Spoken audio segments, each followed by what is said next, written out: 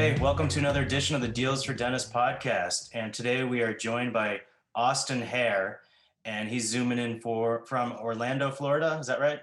Yep. Yeah, down here in Orlando. Yeah, thanks for joining us. Austin is partner at Leaders Real Estate and also Real Estate University. And you can go to Deals for Dentists and find his promo offer, which is a free vulnerability analysis. So, Austin, thanks for joining us. You're welcome, man. My pleasure to be here. So actually, let's jump into, can you explain what a free vulnerability analysis is? Sure. So let's just say you've got a location or a handful of locations and you are not sure about if it was the best spot or it's the right spot, or maybe you're just curious like how the performance is. So what we would essentially do is just go in and take a look around at all of the demographic data. Okay, compile as much data as we can, analyzing the competition. So we'll do a deep dive into that. We just look at daytime population, drive-by population. We also would gather some information about what specific field of dentistry you're in, and use that to help us do a competitive analysis. And then just decide like, okay, you've got some weaknesses that you have to overcome, and you don't have to move your location per se. You could offset that by increasing your marketing dollars. But if you're at the end of a 5-year lease or a 10-year lease, maybe you're thinking about relocating, or maybe you're looking at another spot, and you want to just know the demographic data around that, then that's kind of what that vulnerability analysis is about. Okay. And is that, that's performed by Leaders Real Estate, which you're a partner of? Yep. Yeah. It's performed by our team here. Okay. Now, can you explain, so you have Leaders Real Estate and you also have Real Estate University. Can you explain both of those? Sure.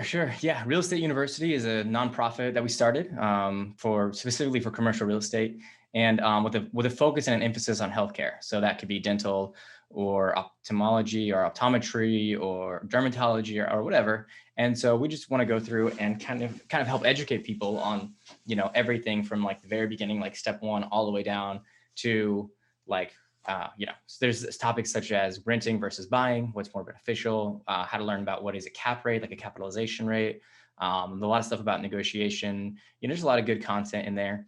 And then the Leaders Real Estate, that's our actual business. That's what we do. That's how we make our bread and butter. And that would be for people who are ready. Like, maybe you already know a little bit about it, or maybe you just know that you need to do a transaction. Maybe it's a acquisition of a building, or maybe it's just you want to sign a lease, like relocate somewhere. Maybe you have a building you want to sell, whatever that is. Like that's where Leaders Real Estate would come into play. So would you recommend someone that isn't that experienced, which a lot of dentists aren't? I mean, we kind of come out of dental school knowing how to do fillings and crowns, but they don't teach you anything about business or real estate. Would you recommend to go to the Real Estate University, learn as much as you can, and then call you as far as moving forward with? Yeah.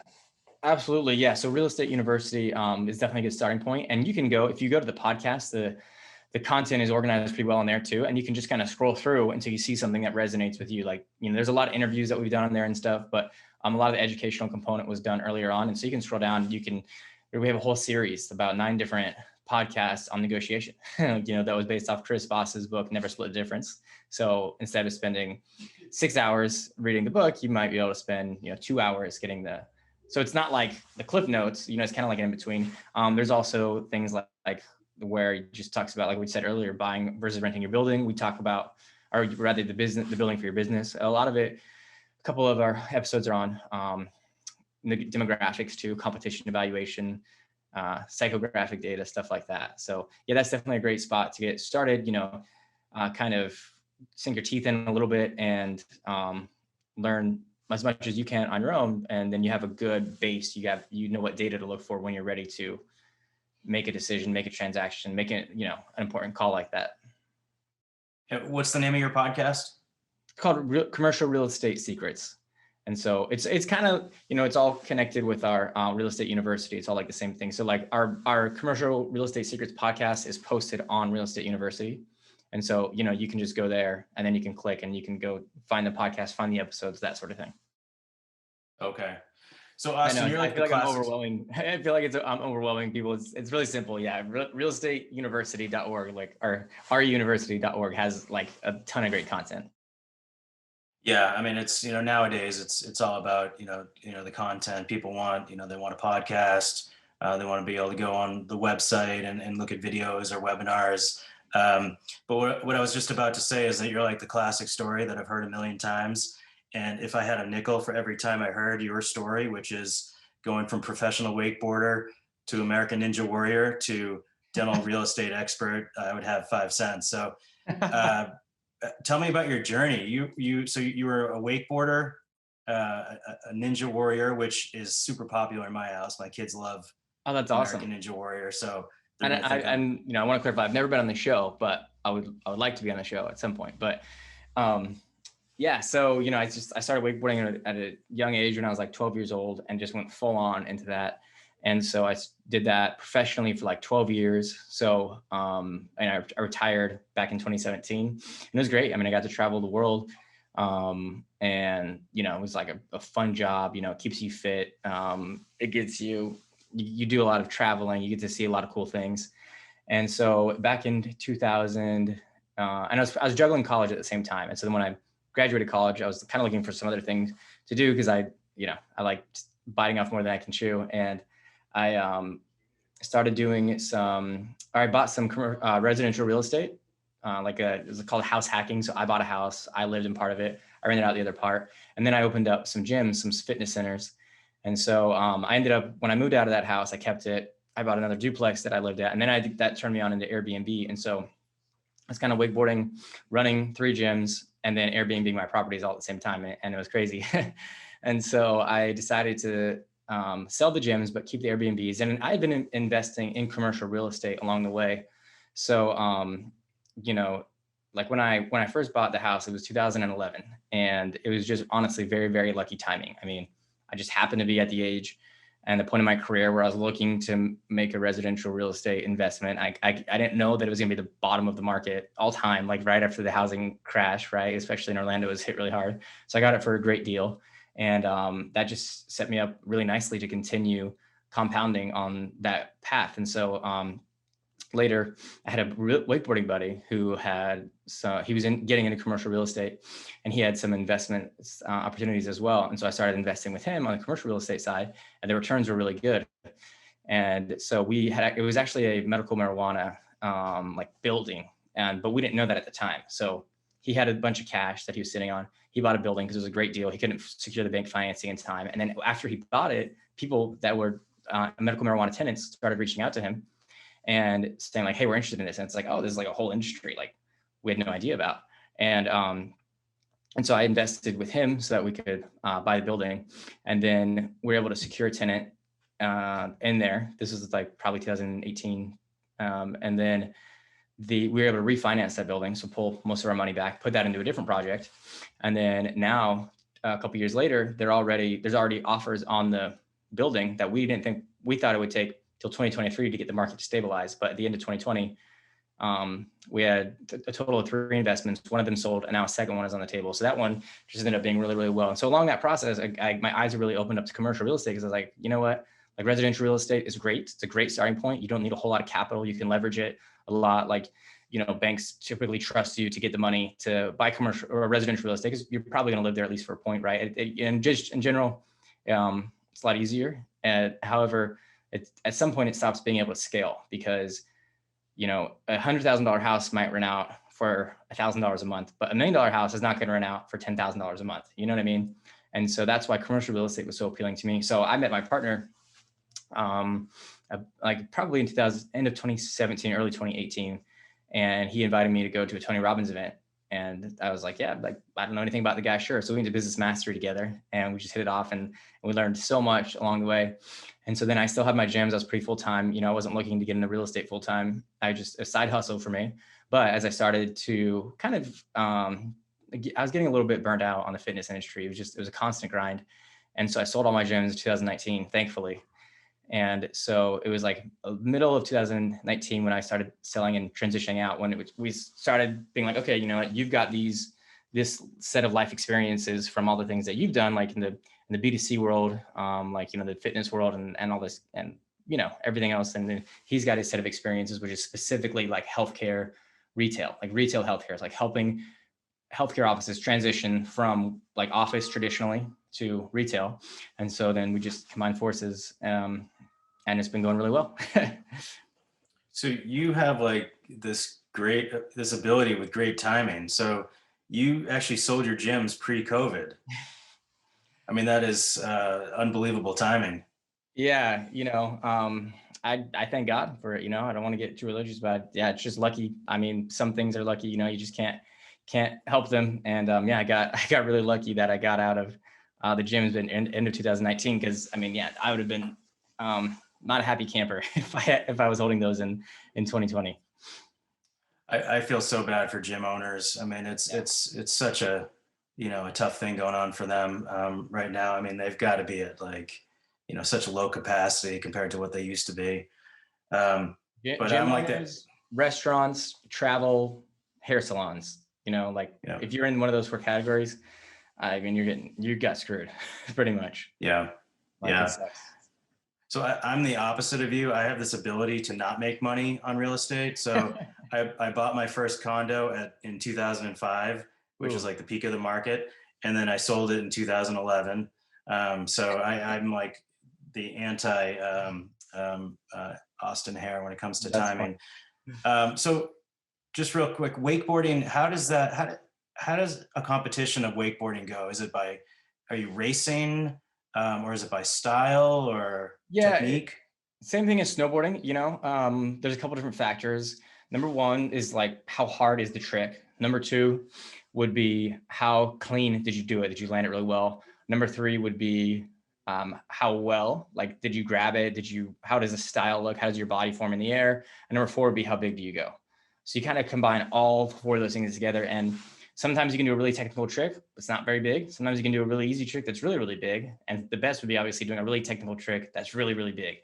So there's a bunch of different factors that go into it, but I mean, snowboarding is more evolved than wakeboarding. So we're always looking to snowboarding, seeing what they were doing on X Games, the Olympics, and that sort of thing to up the standard for the judging and for the competition. So pretty much like I was a boat guy. Now you've got these cable parks everywhere, but I did both, but I focused on the boat. And how that would work is, I mean, it's crazy. Like we'd travel to Korea and we get 2 minutes on the water, or maybe 5, but it'd be like, you get in you hop off the dock, boat turns around, you get 4 tricks going down, turn around, you get 4 tricks going back, and you're done. And hopefully make it to the next round and then make it to the next round. So at the most you're riding like 3 times, like 15 minutes. Sometimes if you fall first trick or something, I mean, you flew across the world and you were on the water for 30 seconds. But that's just how it is. Cause it's an individual sport. You got to cram a lot of people in there. It's kind of similar to Ninja Warrior, actually. Did you hear a lot of bad jokes by the commentators, like you won by a hair? Yeah, I heard that a lot. Barely made it by a hair. Yeah, because I've heard them all. I've heard, my last name is Block, so H&R Block, New Kids on the Block, Oh, that's funny. Block Temp, My Mandibular nickname Block. in elementary school, they called me Austin Harry Butt. So That's that was a fun yeah, one. sounds about right for middle school. Yeah. So, how did you get into dentistry and dental real estate?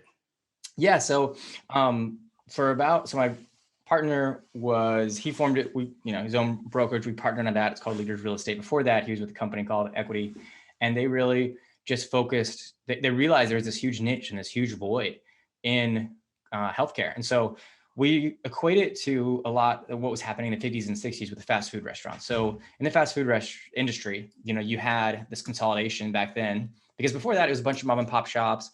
They popped up wherever, like there was no such thing as fast food, right? And so then they realized, oh, this is a popular concept. People really like this. So they started conglomerating and they started forming like these massive big partnerships and big companies. And then they were taking up like the best real estate. So they did a lot of demographic data and research to find like, okay, this is the best spot. This is going to give us the highest probability of success.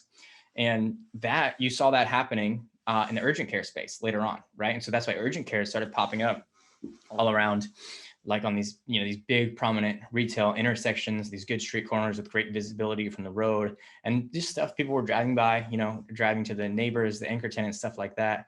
And there's still not a lot of there's still plenty of urgent cares that don't do that, but in general, like that was a massive shift. And so then it was just like, okay, we need to take this strategy. We helped a lot of urgent cares do that, 10, 13 years ago, but it was like, we need to take the strategy to everybody in healthcare. I mean, we can do this in everything. And so dentistry, a lot of times are still located in office places in office plazas. And so, if you're already in an office, it's the most expensive cost to build per square foot of any industry. So you're not going to move, right? But it's more or less like helping people by giving them data ahead of time to make clear decisions, right? Because the more accurate your data, the better decisions you can make. Bad data leads to bad decisions. So it's just the process of like, okay, let's really help spell this out. So like, yeah, you've got a spot that's $3,000 a month.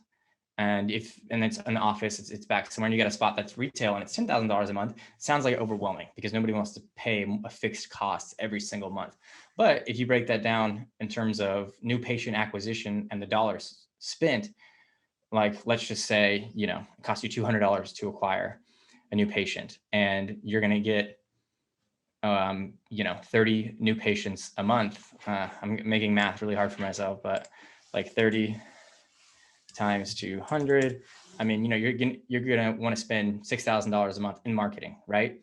So if you can get more than 30 patients and spend less than $6,000 a month in rent, then you're net positive for the alternative. And so it sounds overwhelming because like your percentage of rent can double or triple. But when you look at it in the grand scheme of things, let's think about your overall percentage of your expenses. It's not really that much. It's maybe a 10% increase in your expenses, but what it can do, the top line revenue, there's plenty, there's so many times where you help somebody relocate and they double their top line revenue, right? Or at least increase it by 50%. So when you look at it in those terms, it makes those numbers a lot less scary. And, that's kind of what a big part of what our mission and our goal is. Yeah. So you gotta evaluate all that data, and, if you're choosing a location with like a juicy anchor store, or you're near like a Chick-fil-A or Chipotle with a lot of traffic, the rent or to purchase the unit may be higher, but that's like free marketing, because all that foot traffic and traffic going to the anchor store, you're going to capitalize on, correct? Yeah, exactly. Yeah. And we actually view rent as marketing. And Emmett Scott talks about that as well. I don't know if you guys are familiar with Emmett Scott, but he's done a great job in the DSO space. And so he just says like, yeah, your rent is your marketing dollars, like allocate that towards your marketing because it's going to offset your marketing if you get in a good spot. So you do pay for it, right? Like if you go to a location that's right next to Chick-fil-A and Chipotle and Starbucks and all these places, like, yeah, you're going to pay for that in rent, but you're also going to receive the benefit too. So, I mean, yeah, having anchor tenants is great. Like, I mean, we're seeing more and more dentists pop up in places that are next to like a big grocery store, like Publix or whatever. And, it's a trend that's not going to go away. And in fact, COVID has probably helped expedite that trend because a lot of times restaurants and bars were taking up that prime retail space and it wasn't available. I mean, we know people, I've talked to plenty of dentists who tried to get space in retail and they couldn't. Like the landlord didn't want to rent to them because it wasn't sexy, right? And they wanted to rent to these restaurants. And well, restaurants have a high fail rate anyways. And then that combined with COVID means an extremely high fail rate. And so now you're seeing landlords being a lot more open to the possibility, like, you know what, maybe this isn't like as sexy. Maybe we're not going to get like the amount of volume of people that we would with a restaurant coming through here, but like we're still getting enough people and it's stable, and it's a stable business and it's not going to, crumble at a whim or a downturn, in the economy like that.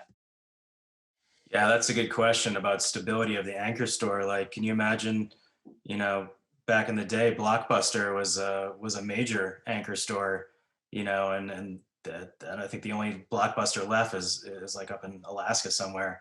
Oh, I didn't Um, even know there was one left. That's hilarious. I think there's like one or two left, but Wow. so I used to live in South Florida, and there was every strip mall had, it was like, your classic anchor store, like a Publix.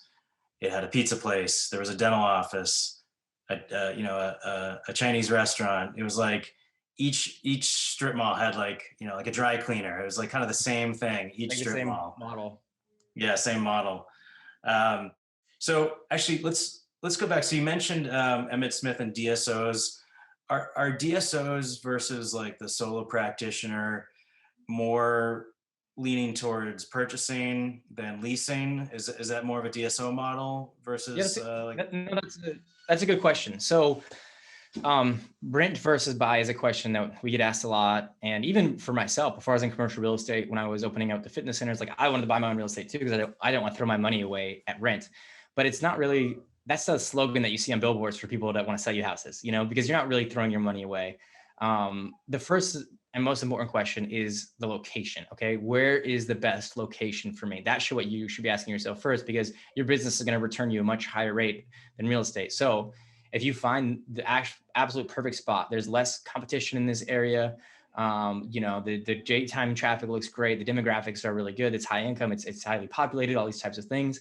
And the only thing is available to rent, then rent. Now, of course, if there is nothing available to rent, there's only a building that's for sale and to buy, then I would say buy, right? Look at it through that lens first. Now let's consider all those things are exactly equal. Okay. You've got everything is perfect. One of them was only, you have to rent. One of them you have to buy. Which one do you choose? Well, it depends. So your question about DSOs, in that case, the difference between a DSO and a solo practitioner is typically they're trying to grow, be it through acquisition or de novo. And every single business is limited by the amount of capital that you have, right? It doesn't matter if you're a single operator, dental practice, or if you're Microsoft. Even Bill Gates said that he would like to have 12 months worth of operating cash in the bank before he felt safe, right? And he owns Microsoft. So with that lens, what are you going to do with the money that you're going to use to buy this building? So if this is, if you're going to be here for a long time and you want to, and you're not planning on opening up multiple locations, then yeah, buying the building is a great investment, because you're kind of diverse. You're diversifying in the sense that, like, now you have your business and you also have your real estate, right? Now it's not as diversified as you might think, because the value of your real estate is actually tied to your business. A lot of people don't realize that, but as the primary tenant signing on the lease to the building, because the difference between commercial real estate and residential real estate is that commercial is driven by the value is driven by the lease, the quality of the tenant, the length of the lease, all that kind of stuff. Residential is 100% about location. It doesn't matter what kind of person lived in there or what kind of rent you're going to get, right? Like it's about the location. So empty building in commercial real estate is worth far, far less than a rented building. And a rented building from a single operator is worth far less than a massive DSO or a Starbucks or somebody that's accredited, that's doing more than $10 million a year in EBITDA, like in profit. So when you are a single operator and you buy the building for yourself, if your business starts to do not as well, and you got to close down or back out, whatever, sure, you'll own the building. But that building is not going to be worth that much unless you can get somebody doing equal or more revenue and profit every year than you were just in there. So it is a good form of diversification. It's not a great form of diversification, but it makes a lot more sense when you're a single operator, for sure. And if it's in a great spot, then it doesn't matter, because then if you have to leave for whatever reason, chances are you'll be able to fill that pretty quickly, right? Now, if you're trying to grow, if you got ambition to have multiple practices, like 4 or 5, 6, 10, you're a DSO, you want to do 100. Well, okay, I'm gonna have to come out of pocket to buy this real estate. Now, how much of that money would I be putting towards growing my business? Probably all of it, right? And the business typically will return you a 30 to 50% return on your money, or with stabilized real estate is going to look more like 10 or 11% over time, which 10 or 11% is great. And you can get more than that for sure, but chances are it's not going to be as high as you reinvesting in the business. So it's a really long way to answer a question it depends. Yeah, well, I think it really depends on what that dentist goals and what type of practice they want. Is it urban? Is it suburban? Is it rural? Are they looking at a boutique type of cosmetic practice versus a high volume HMO? You have to figure out what your philosophy is, what your goals are. I like your advice on first the location, and then decide on whether you're looking for growth. If you're looking for growth, then maybe buying is the way to go. But let's just say I want to open up, I'm a solo practitioner, and I'm really just focusing on opening up my first office. And I just want to lease. And I found a great spot. There's a lot of pros and cons to buying versus leasing. When you're leasing and there's an issue, you can call the landlord to help you with maintenance. If you buy and you own it, you're the owner, then you have to take care of it. So there's a lot of pros and cons to owning versus leasing. Yeah. So I think it's especially with a solo practitioner, it really depends on what your goals are and what you're looking to do and your long-term vision.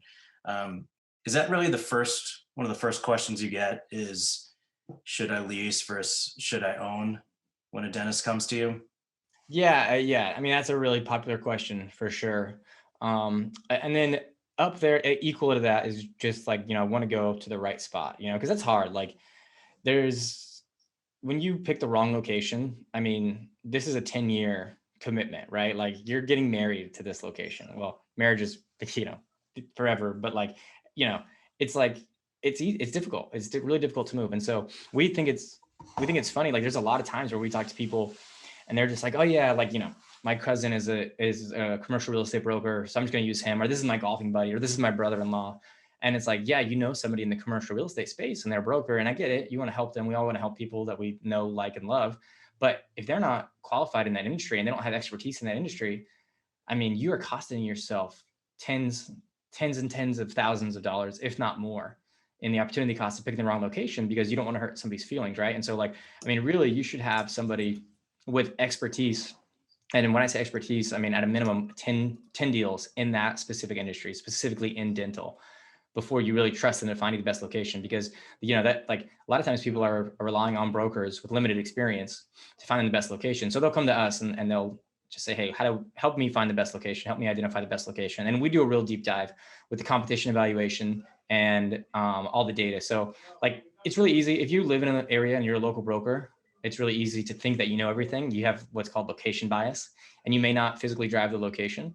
But nowadays, we've got so much technology at our disposal. It doesn't mean it's easy, right? Like, but our process is we'll physically drive to an area or fly to an area and then drive by all the locations, take pictures of everything, and then we cross-reference that with Google Maps. Because what most people do is they just go on to CoStar or LoopNet, which are two of the most popular commercial real estate sites with data, and they'll look for exactly what's available. And if it's listed on CoStar, okay, great, we'll present it. If it's not, then you won't even see it, right? So physically doing, like, the hard work, boots on the ground, taking pictures, cross-referencing that with Google Maps, and then if it's not available, if it's not on CoStar, then doing a search on the comptroller or the property appraiser to find out who actually owns it and getting in touch with them.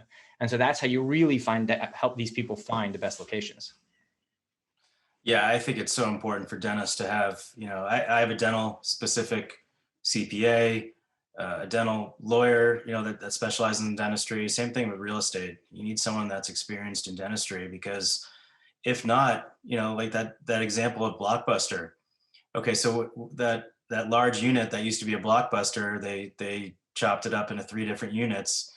But the plumbing, what about the plumbing? They maybe Blockbuster had 1 bathroom. So there's not, enough plumbing to plumb a dental office.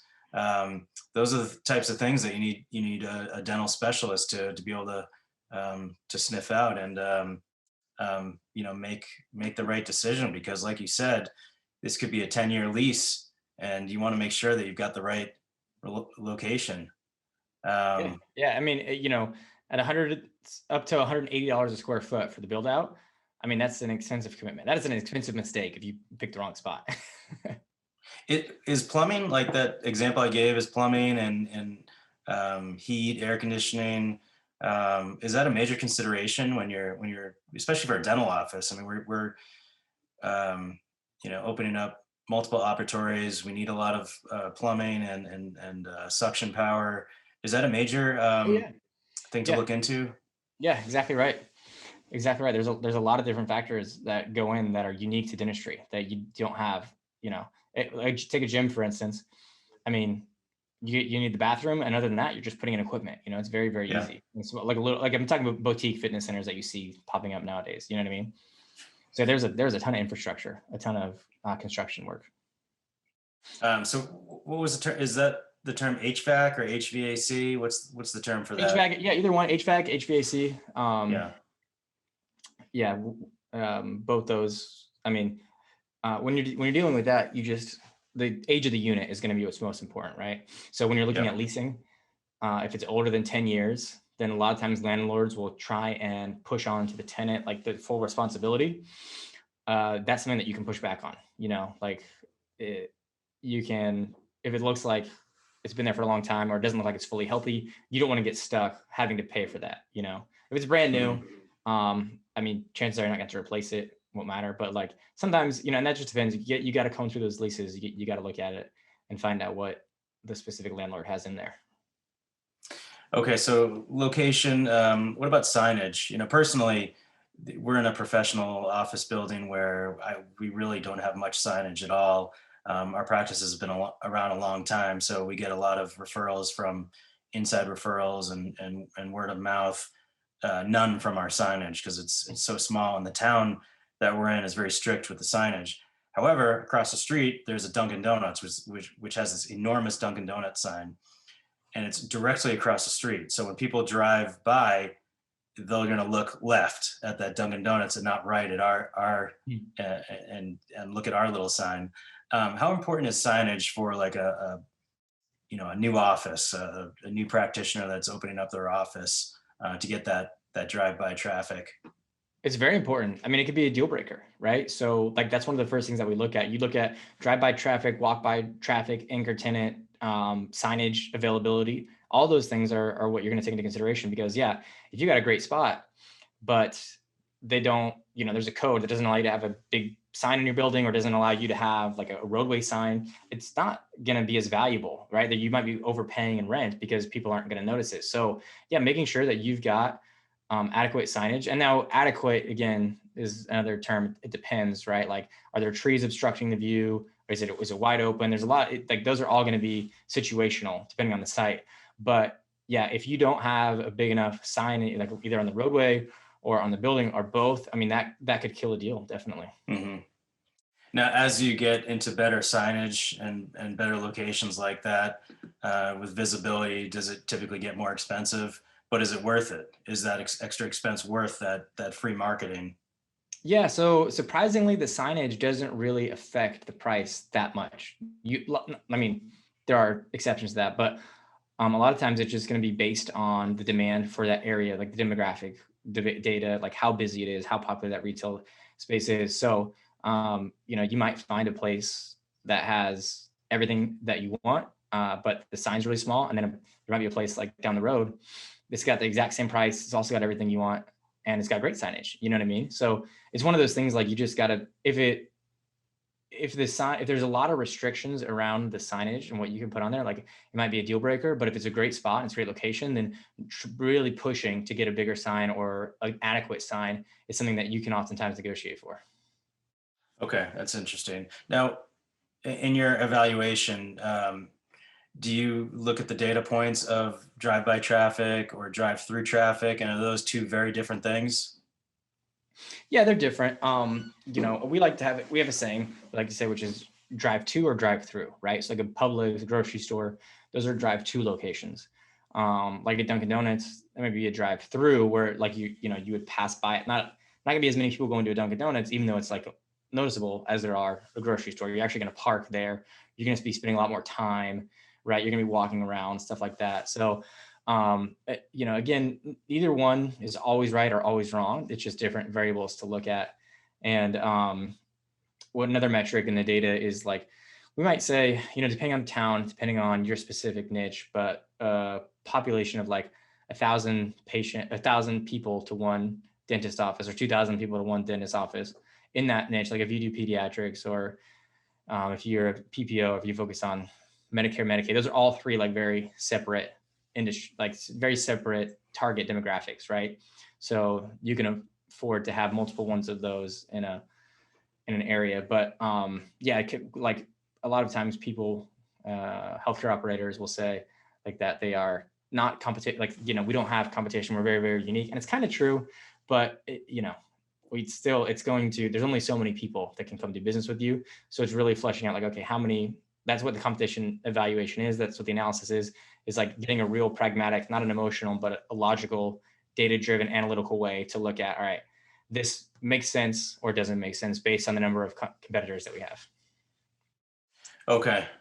What about, I found a great location, and there's I guess what you would call a synergistic business where, let's say I'm a pediatric dentist, but there's also a pediatrician in the building.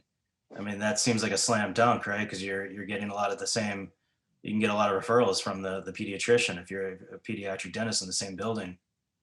Oh yeah, yeah, something like that would be a slam dunk. Absolutely, yeah. You've got, like you said, a synergistic user where you guys really help each other. Other examples of synergistic users would be like um, a restaurant, normal restaurant, maybe like a casual dining restaurant. Like I don't know if you're familiar with Tijuana Flats, like a Mexican kind of place, and then like an ice cream store or a froyo place or a shaved ice place, right? Like those would be very synergistic because you could go eat at one and then you could go do dessert at the other one, and neither of them are too expensive. A lot of times it could just be like a non-synergistic user would be if you're a dental office and there's a tattoo parlor right next door, or there's a liquor store, right? Like liquor stores and tattoo parlors are synergistic. That's fine. They go well together, but they wouldn't go as well with a dental office. You know what I mean? So yeah, looking for those businesses that are cotangent. They would serve a lot of the same avatar, a lot of the same target audience of what you serve, but they're not taking away from your bread and butter. Like even I guess a primary care office or an urgent care. Um, those patients that go into their urgent care or primary care, they're going to also need a dentist as well. Yeah. Um, Yep. Yeah. so, Primary care, urgent care, family practice. Those are all very synergistic users with dental. so I wanted to talk about, and I'm very into helping dentists in their mental health and their stress, because some dentists just don't want to deal with all the headaches that go along with owning um, the building. So there is a lot of pros and cons, and you have to kind of weigh the pros and cons. I used to work in an office, and the dentist that owned the office moved from this uh, kind of like a second floor of a strip mall. Didn't have great location. She ended up moving the practice to a really central location on a very busy main street in the town that her practice is in.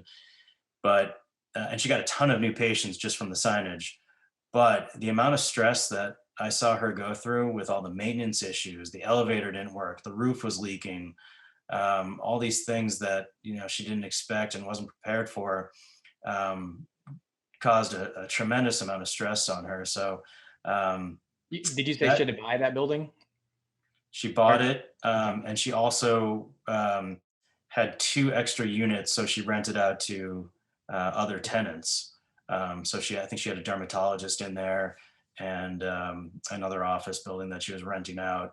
And one of the spots was empty for a year. So that's another thing to consider is, you have the space to rent out, but you have to find that tenant. And if not, if you don't have that tenant, can you cover the mortgage, by yourself? So there's a lot of factors to plan.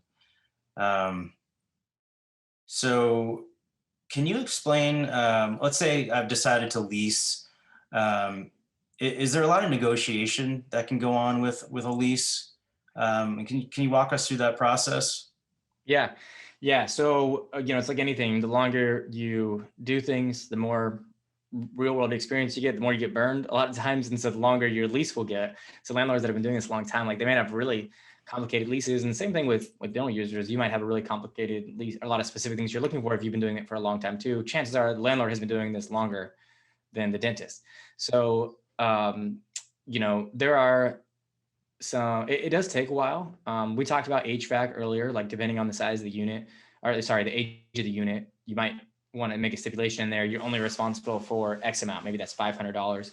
Maybe that's $1,000. But anything over that, that's going to be the landlord's responsibility.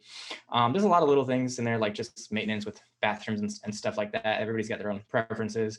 But some of the things that you can push for is like your TI and your rent, and knowing the landlord's goals, knowing what they're trying to do personally will help you negotiate. So let's just say, for example, you've got a landlord who is a little bit older and they've had the building for a long time and they are not looking to sell. They just want a good tenant who's going to pay on time and not be a whole lot of headache for them. They're kind of getting towards their retirement years.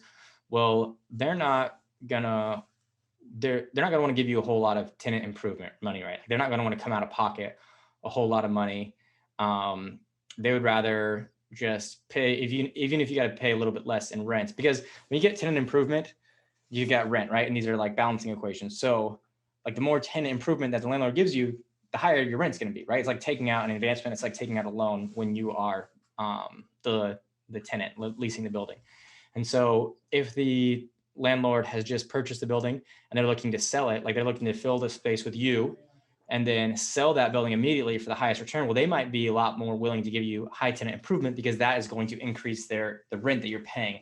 And the rent that you're paying is actually what dictates the value of the building through the cap rate, like we talked about earlier. So the more rent that you pay, the lower your cap rate, which increases the price of the building. It's complicated math. I mean, we can go through it if you want to. It takes a little bit to explain, but essentially just know that when they're, when they're trying to flip it, when they're trying to sell it, you can have a little bit of leverage getting some more TI if you're okay paying that rent. So TI, would that include the build out of a dental office and plumbing and, Yep. because that's building out a dental office is like you're totally changing that unit. Yeah. It's not like you can, just resell that to a pizza place after if the dentist leaves. It's a total, build out. Is that what you would call TI? Yeah, tenant improvement, anything that you got to do to the building at all to get it ready. So, yep, everything that you just mentioned. And so, there's a little bit of a premium that you pay for it. Like let's just say, for example, they're giving you $150,000. The landlord is giving the tenant $150,000 in TI. Well, they probably are going to borrow that money hypothetically, and let's just say they're paying 3% interest, 4% interest. Well, they're going to want to make a little bit of a spread on that. So they might, with that, the calculations pan out, you might be paying 7 or 8% interest, which is high for sure.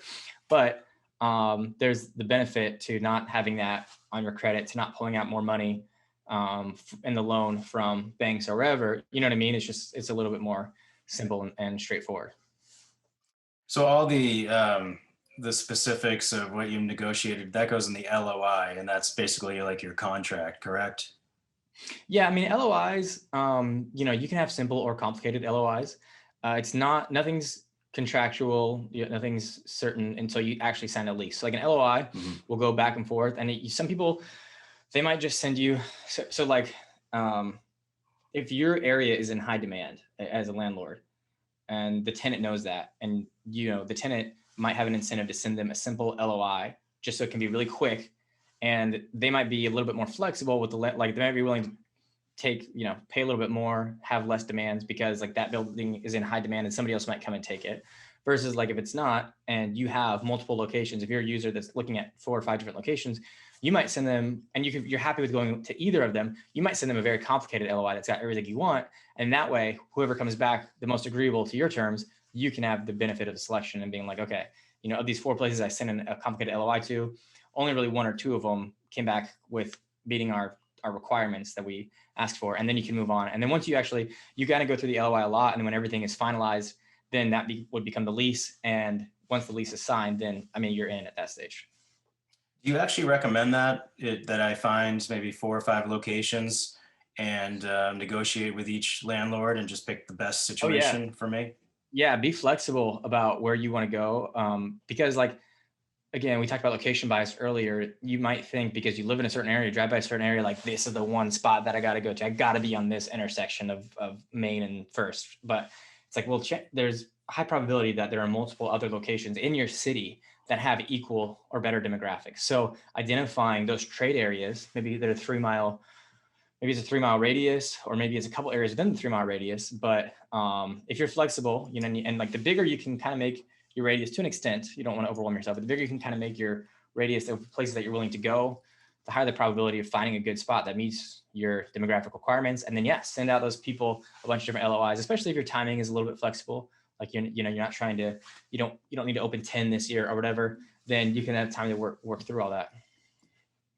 Okay, so you already said the word side hustle, and I like to say the word side hustle at least once a podcast, because I'm a big advocate of dentists having other endeavors and other things going on than just the dental office.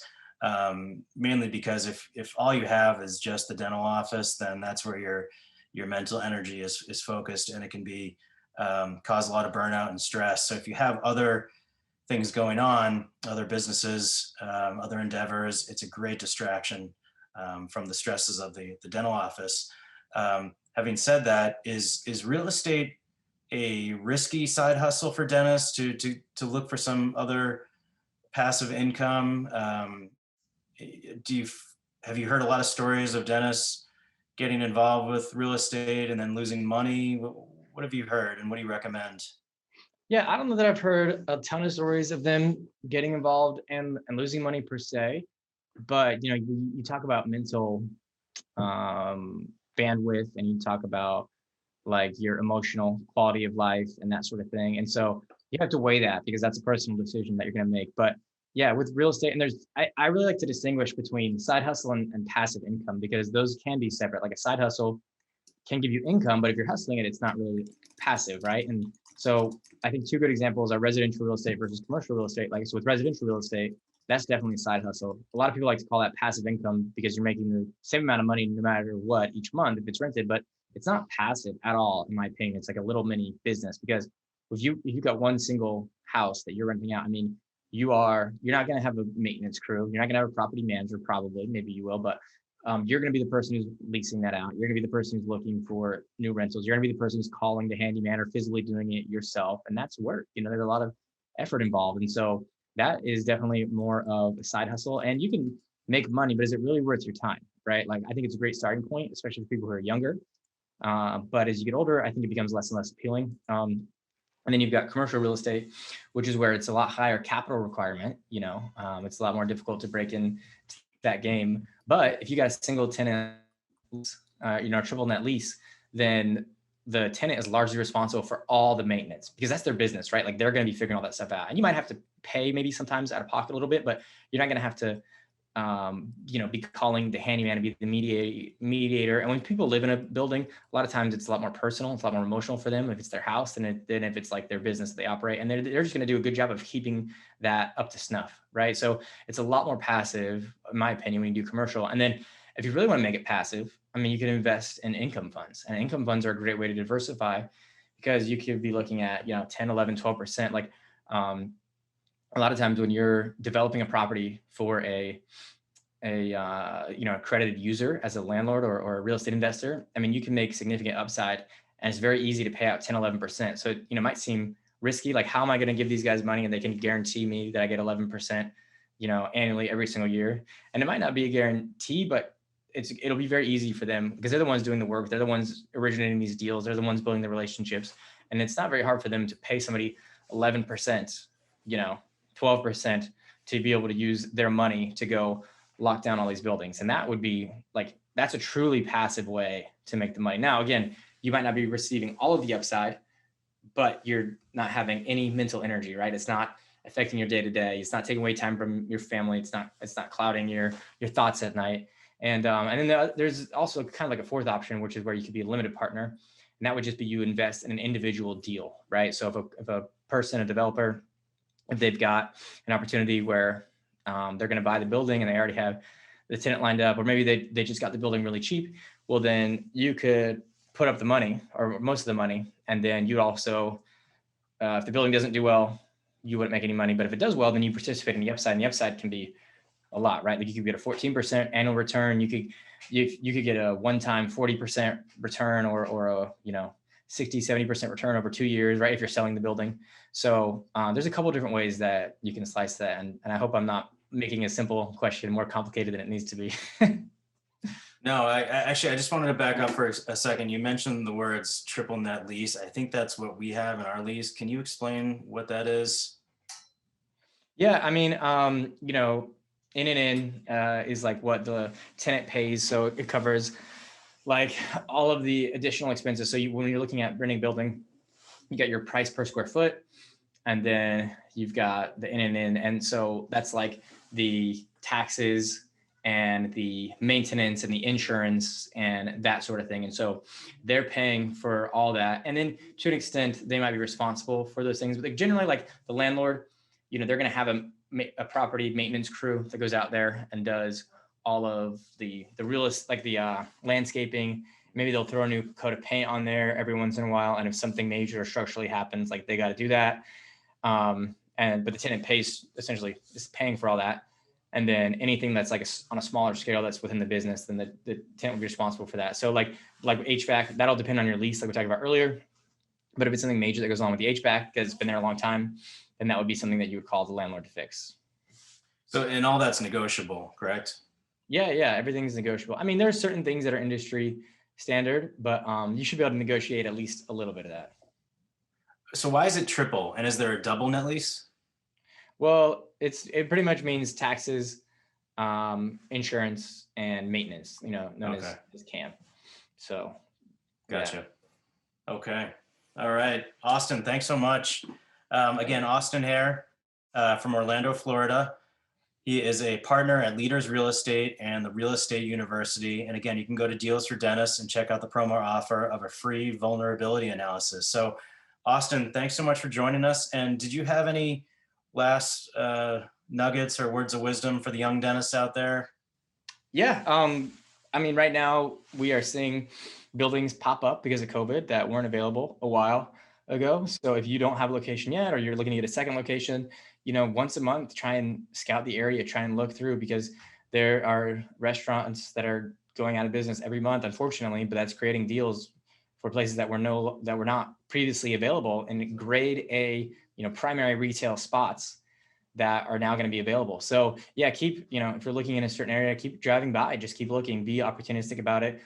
We're happy to help people do that as well. I mean, we're in Orlando, Florida, but we've done deals in 46 states. So yeah, with COVID going on and the closures and all that sort of thing, just be opportunistic and don't write a location off just because it's occupied. Do your homework, do your due diligence, and keep checking in on it. That's great advice. And network. Keep on networking. Yeah. The more contacts you have, the more options you have. So, all right, Austin, let's be in touch. Thanks so much for your time. Hey, you're welcome, man. It was my pleasure. Happy to do it. All right, we'll be in touch. Take care. Bye-bye.